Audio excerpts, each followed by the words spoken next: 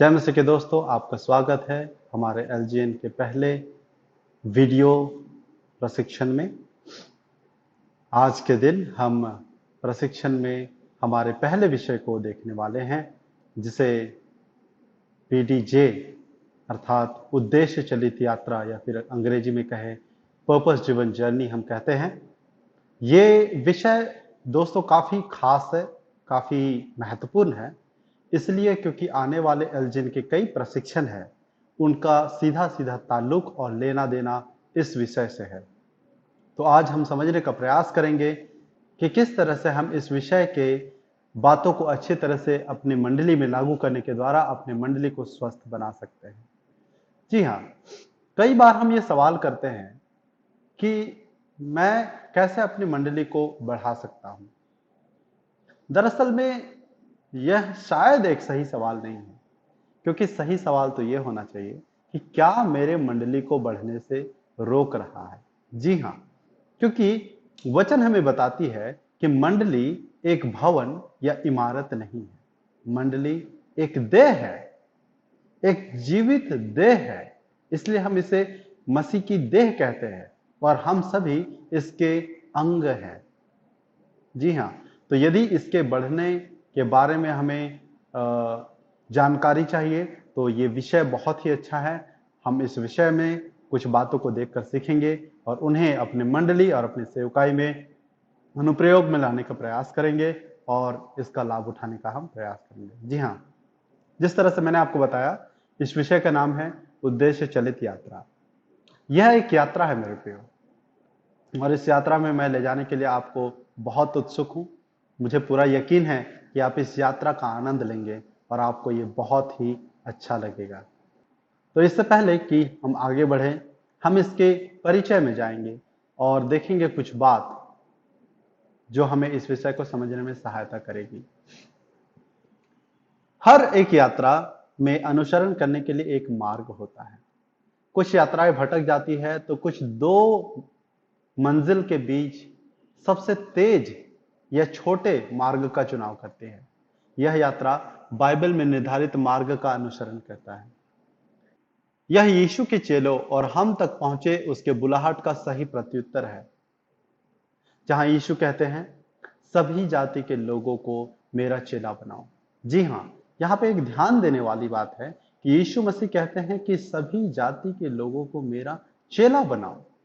यीशु मसीह हमें उनसे सदस्य कहने के लिए नहीं बनाते हैं, या फिर एक स्वावलंबी मात्र बनाने के लिए नहीं कहते हैं, या एक और ईसाई व्यक्ति बनाने के लिए नहीं कहते हैं। यीशु मसीह कहते हैं कि हमें समर्पित होना है कि हम उन्हें एक चेला, एक शिष्य, एक अनुयायी बनने में सहायता कर सके। यह बुलाहट सभी मसीहियों के लिए और विशेषकर नेतृत्व कर रहे अगुओं के लिए है कि हम स्वामी के कार्य में प्रभावशील बने। हमें इस काम में सिर्फ अपने आप को व्यस्त ही नहीं रखना है, किसी भी प्रकार से इसे हमें करते नहीं रहना है, लेकिन मेरे प्रियो, हमें इस काम में प्रभावशाली बनने की जरूरत है। अर्थात हम जो कर रहे हैं, क्या वो कारगर साबित हो रहा है या नहीं, क्या उससे लाभ हो रहा है या नहीं, क्या हमें अपने तरीके बदलने की जरूरत है, हमें कौन से तरीके अपनाने की जरूरत है। कई बार लोग इस बातों पर विचार नहीं करते हैं। एक एक बहुत ही अच्छे कथन में इस तरह से कहा गया है कि यदि आप वही करते रहेंगे जो आपने हमेशा से किया है, तो आपको वही परिणाम मिलेगा जो आपको हमेशा से प्राप्त होता रहा है। यदि आपको नए परिणाम चाहिए तो आपको नए तरीके अपनाने की जरूरत है। यह यात्रा इस समझ के साथ शुरू होती है कि परमेश्वर वर्तमान, इतिहास और भविष्य सभी काल में कार्य कर रहे थे। परमेश्वर सिर्फ अभी इस वक्त ही कार्य नहीं कर रहे हैं, सिर्फ हमारे जीवन काल में ही सक्रिय नहीं है, या फिर सिर्फ क्रूस के दौरान यीशु मसीह के आगमन के समय तक ही उनका काम सीमित नहीं था, लेकिन उनका काम भूतकाल में और वर्तमान में और भविष्य तीनों काल में जारी है। यह एक ऐसी यात्रा है जो राज्य के सुसमाचार के विषय में है। जी हाँ, यह किसी खुद की साम्राज्य को बनाने के बारे में नहीं है। यह अपने आप को एक बेहतर नामी गिरामी इंसान बनाने की बात नहीं है, या जाना पहचाना अगुआ बनाने के बारे में नहीं है। ये सिर्फ और सिर्फ परमेश्वर के राज्य के सुसमाचार के बारे में है। ये परमेश्वर के राज्य के उन्नति के बारे में है और उनके राज्य के विस्तार के बारे में है। मित्रों, हम इस पूरे विषय को कुछ संकेतों से समझने का प्रयास करेंगे। कई बार जब हम एक लंबे विषय को पढ़ते हैं तो उनमें सिर्फ परिच्छेदों पर ही यदि हम ध्यान दें तो कई बार सारी बातें हमारे याद से निकल जाती है और इतने सारे अच्छे बिंदु होते हैं कि हम उनमें ही उलझ जाते हैं। तो हमने ये प्रयास किया है कि इस विषय को हम आपको कुछ संकेतों के द्वारा पढ़ाएं ताकि आप उन संकेतों को याद रखें और उन संकेतों के माध्यम से इस विषय के विषय वस्तु को भी याद रखें। तो कुछ संकेत जिनका हम इस्तेमाल इस पुस्तक के या इस विषय के अध्ययन में करेंगे उनसे मैं आपको अवगत कराऊंगा और आगे जब भी आप इसे देखेंगे आप समझ जाएंगे कि इस संकेत का क्या अर्थ है। सबसे पहले हम जिस संकेत को देखते हैं वो एक मुकुट का संकेत है। यह मुकुट का संकेत परमेश्वर को दर्शाता है। इस पूरे विषय के अध्ययन के दौरान जब कभी भी आपको यह मुकुट दिखाई देता है तो आप तुरंत समझे कि इसका लेना देना या ताल्लुक तात्पर्य संबंध परमेश्वर से है, कि परमेश्वर क्या कहना चाहते हैं या परमेश्वर क्या कर रहे हैं। दूसरा जो संकेत है वो एक पुस्तक का है जिसमें हम क्रूस का चिन्ह देखते हैं। ये पुस्तक परमेश्वर के वचन को दर्शाता है। जहां कहीं भी इस विषय के अध्ययन के दौरान आपको यह चिन्ह मिलता है पुस्तक का, आप समझ जाएं कि इसका लेना देना तात्पर्य संबंध परमेश्वर के वचन अर्थात बाइबल से है। तीसरा जो संकेत हम देखते हैं वो 3 संख्याएं हैं। इसमें आप 2 और 2/8 देख सकते हैं। आप शायद थोड़े अचरज में हैं कि ये क्या संख्याएं हैं। मित्रों, ये 2 संख्याएं हैं। ये 2 संख्याएं हैं जो बाइबल के 2 महान परिच्छेद को हम तक पहुंचाती हैं। ये 2 बाइबल के महान परिच्छेद कौन से हैं, इसे हम आगे आने वाले समय में और भी विस्तार पूर्वक देखेंगे। छोटे रूप में हम इन 2 परिच्छेद को महान आज्ञा और महान आदेश के रूप में जानते हैं। मत्ती उसके 22वें अध्याय में हम महान आज्ञा देखते हैं, इसलिए ये 22 दर्शाया जा सकता है, और मत्ती उसके 28वें अध्याय में हम महान आदेश देख सकते हैं, इसलिए यहाँ पे 28 दर्शाया जा सकता है। इसके बाद जो चिन्ह हम देख पाते हैं वो एक तराजू या तुला या संतुलन बनाने का चिन्ह है।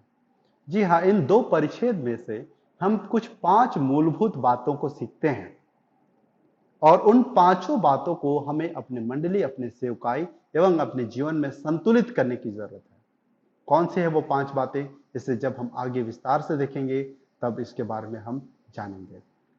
इसके बाद हम देख पाते हैं कि एक भवन है जिसमें 1 2 3 4 5 ये संख्याएं हैं। ये यह दर्शाता है कि एक स्वस्थ मंडली में सभी 5 उद्देश्यों का होना आवश्यक है। हम इनमें से चुन नहीं सकते हैं कि मुझे ये पसंद है या मैं इसमें उतना रुचि नहीं लेता हूं। जी नहीं, हमें सबको बराबर ध्यान देने की जरूरत है, हमें सबको बराबर महत्व देने की जरूरत है और सब में बराबर समय देने की भी जरूरत है। इसके बाद हम एक संकेत देखते हैं जिसमें हम एक हृदय देखते हैं जिसके अंदर तराजू है, और फिर उस हृदय में हम साथ ही क्रूस को भी देख पाते हैं। मित्रों, ये एक ऐसे व्यक्ति को दर्शाता है, एक ऐसे शिष्य को दर्शाता है जिसने अपने जीवन में उन 5 बातों को संतुलित किया है जिसे उन 2 परिच्छेदों से हमने सीखा है। इसके बाद जो हम चिन्ह देखते हैं वह एक ग्लोब का चिन्ह है और उसमें एक हृदय को हम देख सकते हैं जो एक व्यक्ति को दर्शाता है। कहने का मतलब है कि एक शिष्य या एक चेला, अनुयायी सिर्फ अपने 4 दीवारी के अंतर्गत सीमित नहीं रहता है, वरन उससे बढ़कर वो संसार में जाता है और यीशु के लिए लोगों को जीतने का प्रयास करता है, यीशु के लिए संसार में एक अच्छा गवाह बनने का प्रयास करता है। उसके बाद हम एक टूटे हुए हृदय का संकेत देखते हैं। यह टूटे हुए हृदय का संकेत बड़ा ही महत्वपूर्ण है। यह हमें यह समझने में सहायता करता है कि हम परमेश्वर के लिए जिस भी कार्य को करने के प्रति समर्पण करते हैं या जिस भी कार्य को करने के लिए हम निर्णय करते हैं वो दरअसल में एक मजबूत या फिर एक बहुत ही बलशाली हृदय नहीं, लेकिन एक ऐसे हृदय के साथ शुरू होना जरूरी है जो टूटा हुआ है। किन बातों से? उन बातों से जो बातें परमेश्वर को तोड़ती हैं। सेवकाई हमारे शक्ति या हमारे सामर्थ या हमारे बल बुद्धि से किए जाने वाली बात नहीं है। मेरे प्रियो, हम सेवकाई में इसलिए आते हैं या हमें इसलिए आना चाहिए क्योंकि हम खुद को रोक नहीं पाते हैं जब हमारा भी हृदय उन बातों से टूटता है जो बातें परमेश्वर के हृदय को तोड़ती हैं। आगे विस्तार से हम देखेंगे कि ये कौन सी बातें हैं जो परमेश्वर के हृदय को तोड़ती हैं, ताकि हम ये जान सके कि क्या हमारा हृदय भी उसी अनुपात में टूटा हुआ है या नहीं है, या फिर हम अपने बल बुद्धि सामर्थ्य ज्ञान से ही इस सेवकाई को अंजाम देने का प्रयास कर रहे हैं। इसके बाद हम एक और संकेत देखते हैं जिसमें हम एक चतुर्भुज देखते हैं जिसमें 4 अलग अलग पड़ाव हैं। दरअसल में ये एक शिष्य के परिपक्व होने के सफर के बारे में हमें बताता है कि किस तरह से हम 1, 2, 3, 4 पड़ाव इस तरह कदम दर कदम आगे बढ़ करके एक बेहतर स्वस्थ शिष्य बनते हैं। इसे हम विस्तार पूर्वक और आगे देखेंगे। इसके बाद हम जो अंतिम चिन्ह देखते हैं, जो संकेत देखते हैं, वो चक्रों का संकेत है और हम इसे समर्पण चक्र कहते हैं। ये समर्पण चक्र हमें यह समझने में सहायता करता है कि किस तरह से हम समाज में एक खोए हुए व्यक्ति को एक चक्र से दूसरे चक्र की ओर जाने के लिए, समर्पण करने के लिए प्रेरित करते हुए उसे केंद्र की ओर ले जाते हैं, और या फिर कहें उसे मसीह के प्रति अपने समर्पण को बढ़ाने का प्रयास करने में सहायता करते हैं। मित्रों, इसे हम समर्पण चक्र कहते हैं। इसमें 5 अलग अलग बातें शामिल हैं। यात्रा की शुरुआत हम करते हैं। वचन मत्ती उसके 6:10 में कहता है, जगत में तेरा राज्य आए और तेरी इच्छा जैसे स्वर्ग में पूरी होती है वैसे ही इस पृथ्वी पर भी पूरी हो, क्योंकि राज्य, पराक्रम और महिमा सदा तेरी ही है। अब हम हमारे सबसे पहले संकेत को देखने वाले हैं। सबसे पहले संकेत, यदि आपको याद है, तो एक मुकुट का संकेत है, और मैंने आपको बताया था ये मुकुट का संकेत परमेश्वर को दर्शाता है। उद्देश्य चलित यात्रा परमेश्वर की महिमा के साथ शुरू और अंत होती है। जी हाँ, ये यात्रा सिर्फ परमेश्वर के साथ शुरू ही नहीं होती है, लेकिन परमेश्वर के साथ ही अंत होती है। ये मुकुट दूसरे मायने में परमेश्वर के महिमा को दर्शाता है। ये इस बात को हमें समझने में सहायता करता है कि सारी बातों की शुरुआत परमेश्वर से होती है। मैं सेवकाई में इसलिए नहीं आता हूं क्योंकि मुझे इसमें बहुत रुचि है। मैं सेवकाई में इसलिए नहीं आता हूं क्योंकि मैं बहुत ही कुशल वादक हूं, या कुशल गायक हूं, या कुशल प्रचारक हूं, या कुशल वक्ता हूं, या शिक्षक हूं। जी नहीं, सेवकाई में आने का संबंध इस बात से है कि परमेश्वर हमारे द्वारा क्या करना चाहते हैं। तो जो भी बातें हम सेवकाई में देखते हैं, चाहे वो हमारी अगुवाई की बात हो या फिर लोगों के हमारे सेवकाई के भिन्न भिन्न भागों में शामिल होने की बात हो, इन सभी का लेना देना सिर्फ और सिर्फ इस बात से है कि परमेश्वर हमारे और उनके जीवन के द्वारा क्या करना चाहते हैं। ये कोई बेहतर तरीका या बेहतर चाल की बात नहीं है, या बेहतर तकनीक की बात नहीं है। ये परमेश्वर के द्वारा किए जाने वाले कार्य के बारे में है। दूसरा संकेत हम देखते हैं उस पुस्तक का, और जैसे कि मैंने आपको बताया कि ये पुस्तक पवित्र शास्त्र को दर्शाता है। पवित्र शास्त्र हमें परमेश्वर की इच्छा और परमेश्वर की योजना प्रकाशित करता है। यह हमारी नींव है। आप एलजीएन के प्रशिक्षण के दौरान बहुत सारे पुस्तकों का जिक्र सुनेंगे। कई सारे पुस्तकों के बारे में हम आपको बताएंगे जो आपके लिए काफी लाभदायक है, प्रेरणा स्रोत है, और आप उनसे किस तरह से लाभ उठा सकते हैं। शायद इस प्रशिक्षण के दौरान हम आपको ये भी बताएंगे कि कैसे हमने अन्य अन्य पुस्तकें पढ़ करके उनसे लाभ उठाया और बेहतर अगुवे बन पाए हैं। लेकिन इन सारी बातों के कहने के बावजूद मैं आपको बताना चाहता हूं कि हर एक बात जिसे पढ़ाने का निर्णय हम एलजीएन में लेते हैं, वो सिर्फ और सिर्फ बाइबल के वचन द्वारा ही प्रेरित होती है, और हमारी शिक्षाएं बाइबल के वचन द्वारा ही प्रेरित होनी चाहिए। और इसलिए हम आप सभी को प्रेरित करना चाहेंगे कि जब आप इस शिक्षा में से होकर के गुजरते हैं, आप सक्रिय रूप से सजग रह करके बाइबल के आयतों पर जरूर ध्यान दें। आप सिर्फ हमारे द्वारा कहे जाने वाली बातों को या फिर हमारे पाठ्यक्रम पुस्तिका पर ही ध्यान ना दें, लेकिन उन वचनों को भी पढ़ें और देखें कि क्या हमारी शिक्षा और सिखलाई वचन के अनुसार, वचन के आधार पर है या नहीं।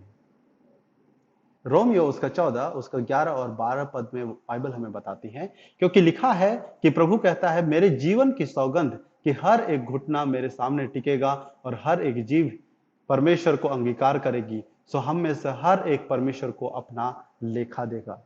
जी हाँ, जिन भी बातों को हम यहाँ पे सिखाते हैं, इनका संबंध परमेश्वर के वचन से है और हमारा कार्य भी परमेश्वर के वचनानुसार होना अति आवश्यक है। मनुष्य का पुत्र अपने स्वर्गदूतों को भेजेगा और वे उसके राज्य में से सब ठोकर के कारण और कुकर्म करने वालों को इकट्ठा करेंगे और उन्हें आग के कुंड में डालेंगे, जहां रोना और दांत पीसना होगा। बाइबल का वचन हमें यह बताता है कि परमेश्वर के वचन अनुसार यदि लोग मन ना फिराएं, परमेश्वर के शिक्षा अनुसार, उसके बुलाहट के अनुसार यदि लोग अपने आप को अपने कामों से छोड़कर विश्वास प्रभु यीशु मसीह में ना करें, तो उन्हें क्या परिणाम देखने पड़ सकते हैं। परमेश्वर प्रेम है और वो चाहता है कि हम सभी उसके साथ अनंत काल में रहें। जी हाँ, परमेश्वर प्रेम है। परमेश्वर चाहता है वो हमेशा हमारे साथ रहे, हम हमेशा उसके साथ रहें। तो ये कैसे संभव है? इस बात को हम यूहन्ना उसका 3:16 में देख पाते हैं, जहां बाइबल कहती है, क्योंकि परमेश्वर ने जगत से ऐसा प्रेम किया कि उसने अपना एक लौता पुत्र दे दिया, ताकि जो कोई उस पर विश्वास न करे वो नाश न हो परंतु अनंत जीवन पाए। यह है परमेश्वर के वचन की शिक्षा। पहले हमने देखा कि किस तरह से परमेश्वर का वचन कहता है कि वो उन सारे कुकर्म करने वालों को और सब ठोकर के कारणों को, जो परमेश्वर के वचन अनुसार नहीं चलते हैं, उन्हें दंडित करेगा। लेकिन साथ ही साथ परमेश्वर एक समाधान भी हमें देते हैं, और समाधान यह है कि हम उसके पुत्र पर विश्वास करें, जिसे परमेश्वर ने जगत की छुड़ौती के लिए दिया, विश्वास करने वालों के लिए दिया, हमारे लिए दिया। और ये बाइबल की शिक्षा है। दूसरा पत्रस उसके 3:9 में बाइबल हमें बताती है, प्रभु अपनी प्रतिज्ञा के विषय देर नहीं करता, जैसा देर कुछ लोग समझते हैं, पर तुम्हारे विषय में धीरज धरता है और नहीं चाहता कि कोई नष्ट हो, वरन यह कि सबको मन फिराव का अवसर मिले। कई बार हम सोचते हैं कि 2000 वर्ष हो चुके हैं। 2000 जब प्रारंभ होने पर था, बहुत सारे लोगों की अटकलें थी, बहुत सारे लोगों के कथाएं थी, बहुत सारे लोगों के अपने कहने थे कि अब प्रभु के दोबारा आने का समय हो चुका है। और फिर उस समय के गुजर जाने के बाद हमें ऐसा लगता है कि 2000 वर्ष गुजर गए, प्रभु यीशु मसीह अभी तक दोबारा नहीं आए, और हमें ऐसा लगता है कि कहीं देरी तो नहीं हो रही है। लेकिन बाइबल हमें यह बताती है कि बिल्कुल भी देरी नहीं करता। परमेश्वर सभी काम को सही समय में अंजाम देता है, और वो इसलिए नहीं, यदि वो किसी भी प्रकार से हमें लगता है कि वो देरी कर रहा है, वो इसलिए है क्योंकि वो चाहता है कि आप, आपके रिश्तेदार, आपके बेटे, आपके नाती पोते, ये सभी बचाए जाए। जी हाँ, तो किसी भी प्रकार से परमेश्वर देरी नहीं कर रहा है। इसके विपरीत परमेश्वर धीरजवंत होकर हम सभी को अनंत काल में अपने साथ शामिल करना चाहता है। इस कार्य को अंजाम देने के लिए परमेश्वर के पास क्या योजना है? परमेश्वर की योजना क्या है? किस तरह से परमेश्वर जगत के सभी लोगों को, विश्वास करने वालों को बचाना चाहते हैं और अपने साथ अनंत काल में ले जाना चाहते हैं? क्या है उसकी योजना? हम ये समझ पाते हैं कि परमेश्वर की योजना मंडली है। और मैं भी तुझसे कहता हूं कि तू पतरस है, और मैं इस पत्थर पर अपनी मंडली बनाऊंगा, और अधोलोक के फाटक उसमें प्रबल ना होंगे। परमेश्वर का योजना मंडली है। जी हाँ, परमेश्वर की पहली योजना मंडली है, और परमेश्वर की दूसरी योजना भी मंडली है। परमेश्वर के पास मंडली के अलावा और कोई दूसरी योजना नहीं है। इसलिए आपको और मुझे गर्व करना चाहिए, खुश होना चाहिए, आनंदित होना चाहिए कि आपको और हमें परमेश्वर की मंडली के अगुवाई करने का सुअवसर मिल रहा है। आप परमेश्वर की योजना को कई बड़े पैमाने पर प्रभावित करते हैं। मैं प्रभावित करता हूं। इस बात से हमें खुश होना चाहिए। चाहे आपकी मंडली का संख्यात्मक आकार कुछ भी क्यों ना हो, चाहे लोग छोटे संख्या में ही क्यों ना हो, हमें यह समझना चाहिए कि यह सिर्फ हमारे बारे में नहीं है, लेकिन परमेश्वर हमारे द्वारा हमारे लोगों के मध्य क्या करना चाहता है, इस बारे में है। आपकी मंडली चाहे एक छोटे से गांव में थोड़े ही लोगों की क्यों ना हो, वो परमेश्वर की योजना है उस जगह के लिए। इसलिए हमें प्रोत्साहित होकर के पूरे तन मन से प्रभावशील तरीके से परमेश्वर के कार्य को अंजाम देने के लिए तत्पर होना चाहिए, तैयार रहना चाहिए। परमेश्वर ने हमें पूरा करने के लिए लक्ष्य दिया है और हमारा लक्ष्य है शिष्य बनाना। जिस प्रकार से हमने इसके परिचय में पढ़ा यात्रा के बारे में कि परमेश्वर ने अपने चेलों से कहा, प्रभु यीशु मसीह ने अपने चेलों से कहा कि जाओ और जगत के सभी लोगों को, सभी जाति के लोगों को मेरा चेला बनाओ, शिष्य बनाओ। जी हाँ, ये एक लक्ष्य है जो परमेश्वर ने मंडली को दिया है। मत्ती उसके 28 और उसके 18 से 20 में वचन इस प्रकार से कहती है, यीशु ने उनके पास आकर कहा, स्वर्ग और पृथ्वी का सारा अधिकार मुझे दिया गया है, इसलिए तुम जाओ और सब जाति के लोगों को चेला बनाओ और उन्हें पिता और पुत्र और पवित्र आत्मा के नाम से बपतिस्मा दो और उन्हें सब बातें जो मैंने तुम्हें आज्ञा दी है मानना सिखाओ, और देखो मैं जगत के अंत तक सदा तुम्हारे संग हूं। यहां परमेश्वर मंडली को, अपने चेलों को, सभी लोगों को, अनुयायियों को ये आज्ञा देते हैं और यही आज्ञा परमेश्वर का, प्रभु यीशु मसीह का मंडली के प्रति भी है कि हम सभी जाति के लोगों को शिष्य बनने में सहायता करें और इस कार्य के दौरान परमेश्वर की उपस्थिति और सामर्थ्य हमारे साथ मौजूद है। ये एक सोचने वाली बात है। परमेश्वर कहते हैं कि तुम जाओ, और फिर परमेश्वर कहते हैं क्योंकि सारा अधिकार मुझे दिया गया है, मैं सदैव तुम्हारे संग हूं। हम इसलिए नहीं जाते हैं क्योंकि अधिकार हमारा अपना है, क्योंकि हम अपने कार्य को बनाना चाहते हैं, क्योंकि हम अपने राज्य का विस्तार करना चाहते हैं। नहीं, परमेश्वर कहते हैं सारा अधिकार मुझे दिया गया है, हम उसके अधिकार के साथ जाते हैं, उसके राज्य के विस्तार के लिए जाते हैं। ये हमारे बारे में नहीं है, ये परमेश्वर का अद्भुत कार्य है जो वो हमारे द्वारा पूरा करना चाहता है। यदि हम अपने लक्ष्य को पूरा करना चाहते हैं तो हमें अपने आप से यह सवाल जरूर पूछना चाहिए। दोबारा मैं आपको बताऊंगा कि हमारा लक्ष्य क्या है। हमारा लक्ष्य है चेला यानी शिष्य बनाना।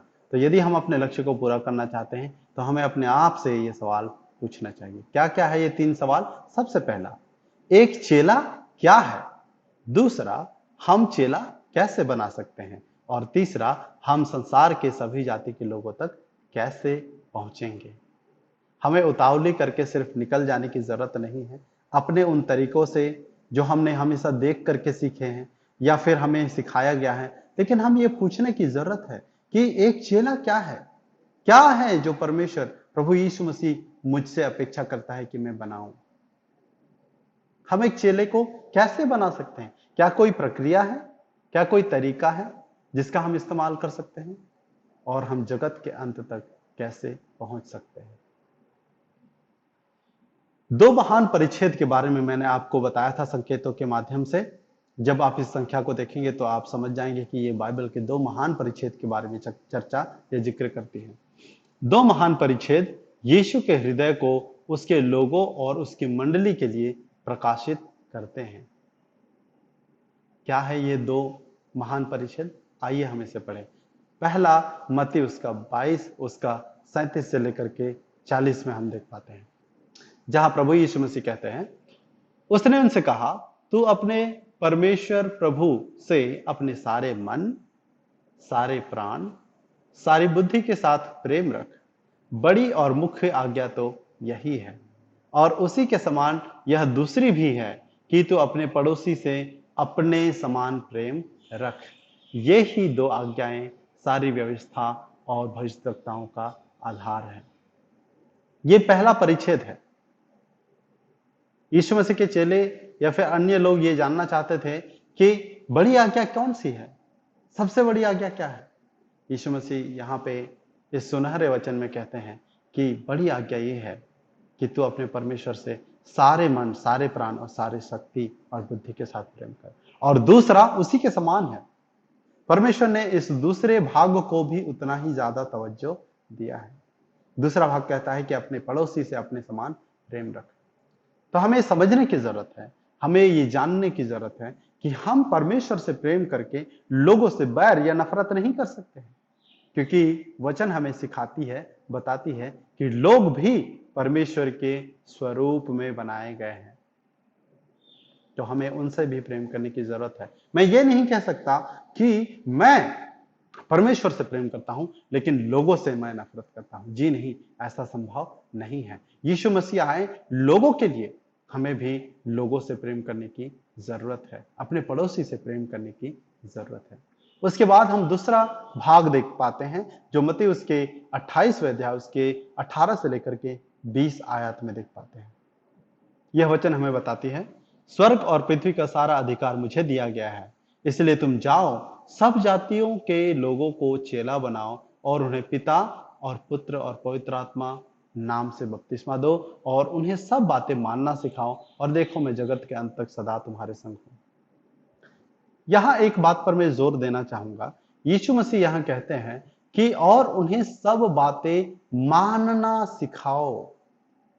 यीशु मसीह नहीं कहते हैं कि उन्हें सब बातें बताओ, उन्हें सारी आज्ञाएं बताओ, उन्हें ऐसा करने के लिए वैसा करने के लिए कहो। नहीं, यीशु मसीह कहते हैं उन्हें सारी बातें मानना सिखाओ। मानना सिखाने में और बताने में बहुत अंतर है। आप किसी भी एक तथ्य को, एक छोटी सी आज्ञा को तुरंत बता सकते हैं, लेकिन शायद उस छोटी सी वचन को, उस छोटी सी आज्ञा को, उस छोटी सी बात को मानने में, सीखने में बहुत ज्यादा समय लगे। तो इस प्रकार से जब कोई नया व्यक्ति मसीही मंडली परिवार में शामिल होता है तो हमें उसे धीरे धीरे धीरे धीरे करके सिखाने की जरूरत है कि किस तरह से वो आज्ञाओं को मान सके। यह सिर्फ उन्हें बता करके उनसे इसे पूरा करने की अपेक्षा करने के बारे में नहीं है, ये उन्हें सिखाने के बारे में है। इसके बाद हम यहां एक और चिन्ह देख पाते हैं, संकेत देख पाते हैं जो तुला या तराजू का है, जिसमें हम 5 बातों को देख पाते हैं। क्या क्या है वो बातें जो हम इन 2 परिच्छेदों से देखते हैं, सीखते हैं। सबसे पहली बात, वचन कहता है मत्ती उसके 22वें अध्याय के उसके 37 से 40 में कि तू अपने परमेश्वर पिता से संपूर्ण मन, संपूर्ण हृदय, संपूर्ण बुद्धि, शक्ति के साथ प्रेम करना। यह हमें बताता है कि हमें परमेश्वर से प्रेम करना है। अर्थात इस विषय के अंतर्गत हम यदि उसे एक शब्द में संभालने का या संजोने का प्रयास करें तो हम उसे कहते हैं आराधना। और यह हमारा सबसे पहला उद्देश्य है जिसके प्रति हमें समर्पित होने की जरूरत है। परमेश्वर से प्रेम करना ही उसकी आराधना करना है। जी हां, जब हम गीतों को गाते हैं, वाद्य यंत्रों को बजाते हैं, तो ये अभिव्यक्ति भी हमारे परमेश्वर के प्रति प्रेम को उजागर करती है, दर्शाती है। ये हमारे धुन के बारे में नहीं है, ये हमारे अपने गाने के सुर के बारे में नहीं है, और ये हमारे गाने के उस मीठेपन के बारे में नहीं है, ये उस प्रेम के बारे में है जो हम परमेश्वर के प्रति व्यक्त करते हैं। तो पहला उद्देश्य जो हमने सीखा वो पहले परिच्छेद से कि परमेश्वर से प्रेम करना है, अर्थात आराधना। उसी परिच्छेद में से हम एक और बात सीखते हैं जो दूसरे भाग में कहता है कि अपने पड़ोसी से अपने समान प्रेम रखना। और यहां से हम सीखते हैं दूसरा उद्देश्य जिसे हम कहते हैं सेवा कार्य। अपने पड़ोसी से अपने समान हम प्रेम करते हैं। जब हम उनसे अपने समान प्रेम करते हैं तो हम सेवा कार्य कहते हैं। आज सेवा के बारे में लोगों की परिभाषाएं काफी अलग थलग सी है। कई बार लोगों का ये मानना होता है या विचार होता है कि सेवकाई का संबंध सिर्फ प्रचार करने से है या मंच में कुछ कर दिखाने से है। जी नहीं, आप अपने पड़ोसी के प्रति प्रेम को जाहिर करने के लिए जो कुछ भी करते हैं वो एक सेवा का कार्य है। और इस पहले परिच्छेद से हम इन 2 उद्देश्यों को सीख पाते हैं, पहला आराधना और दूसरा सेवा कार्य। इसके साथ ही जब हम अगले परिच्छेद में जाते हैं, मत्ती उसके 28वें अध्याय में और उसके 18 से 20 पद में जो हम महान आज्ञा देखते हैं, वहां से हम 3 बातों को सीखते हैं। ये 3 बातें क्या क्या है? सबसे पहले यीशु कहते हैं जाओ। ये जाओ जो शब्द है यो हमें सुसमाचार के उद्देश्य के बारे में बताता है। जाओ और सभी जाति के लोगों को शिष्य बनाओ। जब हम लोगों को शिष्य बनाने के लिए निकलते हैं, राज्य के सुसमाचार का प्रचार करने के लिए निकलते हैं, तो हम सुसमाचार के उद्देश्य को पूरा करने का प्रयास कर रहे हैं। उसी से आगे बढ़ते हुए वचन कहता है, और उन्हें पिता, पुत्र और पवित्र आत्मा के नाम से बपतिस्मा दो। कौन सा उद्देश्य आपको लगता है यहां पे पूरा किया जाने का कोशिश किया जा रहा है? यहां पे दरअसल संगति के उद्देश्य को पूरा किया जाने का कोशिश किया जा रहा है। आप कहेंगे कि बपतिस्मा और संगति का तात्पर्य कैसा है, इन दोनों का लेना देना कैसा है? जी हाँ, मैं आपको बताना चाहूंगा। जब एक व्यक्ति यीशु मसीह को ग्रहण करता है उद्धारकर्ता के रूप में और बपतिस्मा लेने का निर्णय लेता है, वो पानी में जाकर ये साक्षी देता है, ये गवाही देता है कि आज से मैं परमेश्वर के परिवार का सदस्य बन चुका हूं। कई बार हम इस बात को भूल जाते हैं और इसके कई विषम परिणाम हमें बाद में झेलने पड़ते हैं। कई बार हम बपतिस्मा को सिर्फ पाप का स्वीकार और अंगीकार करने तक ही सीमित रखते हैं, लेकिन ये उससे बढ़ करके है। ये यह भी दर्शाता है कि आज से मैं परमेश्वर के परिवार का स्थानीय सदस्य बन चुका हूं। अर्थात इसके अगुओं को अब मेरे जीवन में कहने का अनुमति है। वे मेरे जीवन में बोल सकते हैं, कह सकते हैं, मुझे सुधार सकते हैं, और साथ ही साथ इस परिवार में होने की वजह से मुझे एक अद्भुत प्रेम और देखभाल उपलब्ध किया जाता है। तो इसलिए हम बपतिस्मा के उद्देश्य को संगति के शब्द से समझते हैं।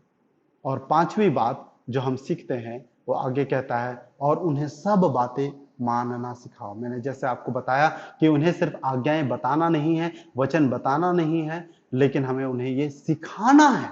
बताने में और सिखाने में काफी अंतर लगता है।